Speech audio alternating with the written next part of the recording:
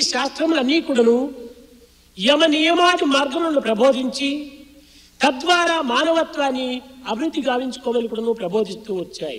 All the scriptures have taught that man has to develop humanity by following the path of yama and niyama.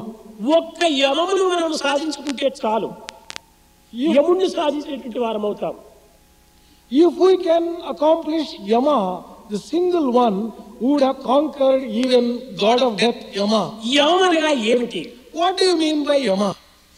అహింస, సత్యము, ఆస్థేయము, బ్రహ్మచర్యము, అపరిగ్రహం, ఈ ఐదింటిని మాత్రం మనం సాధించుకుంటే ఈ యొక్క ఐదే మన ప్రాణములుగా పంచ ప్రాణములుగా మనం జీవించవచ్చు.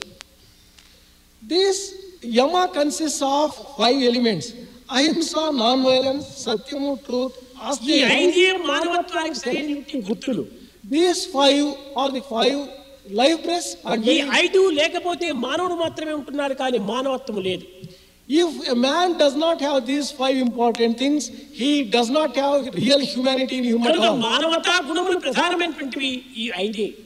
The most important human values are these 5.